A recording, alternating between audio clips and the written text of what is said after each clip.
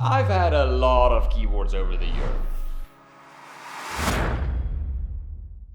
Somehow the Logitech MX Keys just always ends up on my desk. It's my comfort keyboard, but lately it started to feel a little bit strange.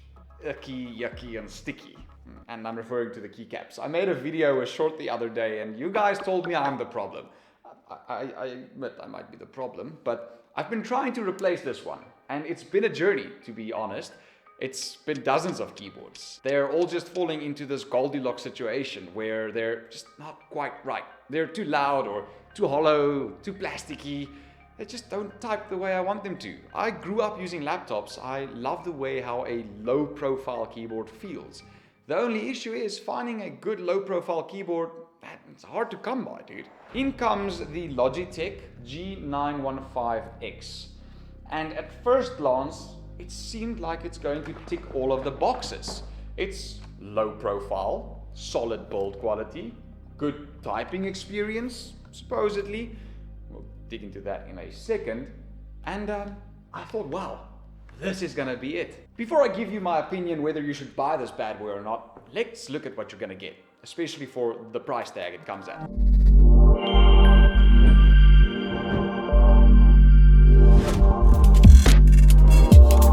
The G915 is a full layout keyboard designed to target the low profile gaming market. It's got Logitech's very own low profile GL mechanical switches, Bluetooth, Lightspeed connectivity, and full RGB.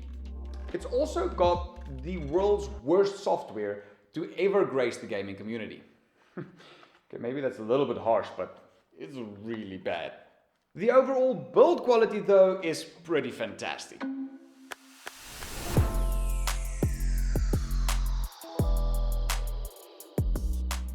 With a very slim body, it's basically a solid block of aluminium, virtually no flex, and it looks amazing. I really like the brushed aluminium look and feel of the design of the keyboard. It gives it the premium, and this spinny wheel for adjusting volume and scrolling up and down pages. It's such a pleasant use. Speaking of something else that's also very pleasant to use, the rubber keys. Really cool. I just have a concern. If you have fingernails and you continuously use them, will they break? Like, will they start tearing open? Something I'm wondering about. Otherwise, the design of this keyboard is immaculate. Look at it, dude. And for those of you asking, what do you actually get inside of your box? Well, you get three things. You get a manual, yay. And then you get a power cable that charges your keyboard. And also, then you get to keep this on your desk. You take the little receiver you get with the keyboard, you put that inside this little female to female adapter, female USB A to C, and you basically all the time then just plug this in there so that the receiver is close as possible to the keyboard at all times. That's clever gaming thoughts.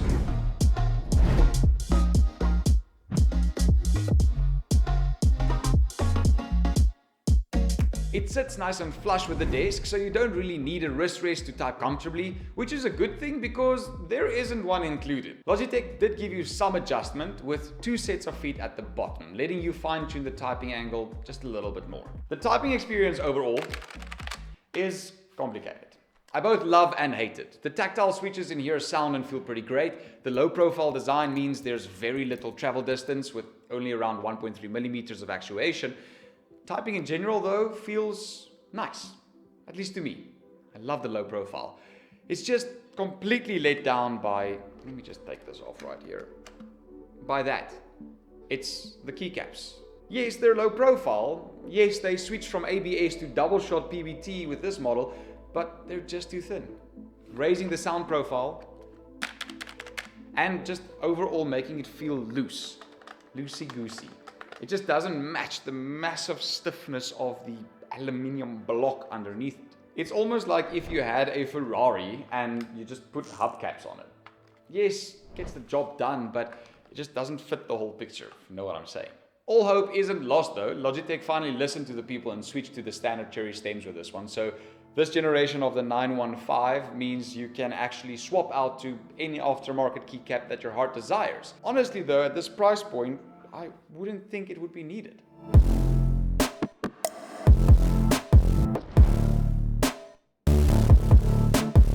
And quickly looping back to the software and its connectivity, this baby is wireless. You can actually connect up to 3 different Bluetooth devices at the same time and just switch between the Bluetooth devices with the shortcut keys.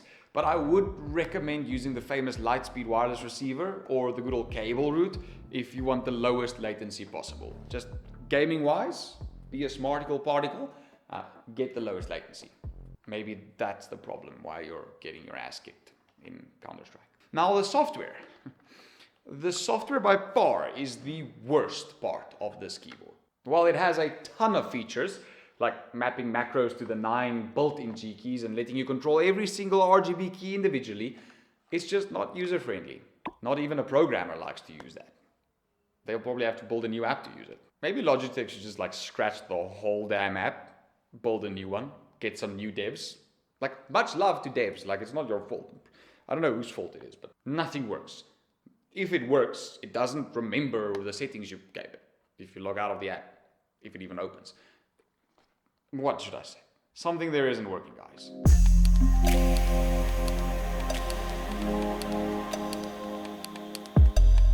Overall, it's a solid 7 out of 10. What you get is well built. The switches feel great to type on. A bunch of really good functionalities, and not even to mention the battery life I got out of this thing. I mean, a week and a half with RGB turned on, that's nice. At the end of the day, there's only 3 things I would change. That would make this keyboard a 10 out of 10. Firstly is the software, it's rough. There's nothing to hide there. Secondly is the keycaps, they work, they're nice, they're low profile, but it doesn't match the rest of the keyboard. So if I have to be nitpicking, perhaps a thicker, denser key, that would be nice. But not too much thick, it needs to be low profile too. I know I'm asking for a lot. And lastly, the price. It's expensive. The price they're asking for this keyboard is way up there. So the person who's going to be buying this is relying on a 10 out of 10 type of keyboard. And at the end of the day, I think if you can pick up a good deal on this, if there's a special somewhere, yeah, go for it. All in. It's a fantastic keyboard. At maximum price, I don't quite know. Maybe it is for you. Maybe you are looking for something just a little bit better than this. Something that's just more gamey. Well, then this is the solution you're looking for. I'll get the cheapest price possible and put it in the description down below. And in the description down below is also our new Discord server. So if you haven't joined that already, please do. You'll see some of the newest reviews sooner than the rest of the people. And you can also ask for specific products for us to review. So that's kind of cool. I'll see you in there. This was Stefan from Tech. We spend the money, we sometimes waste it, so you don't have to. I hope you enjoyed this video. I'll see you in the next one. Cheers, bye.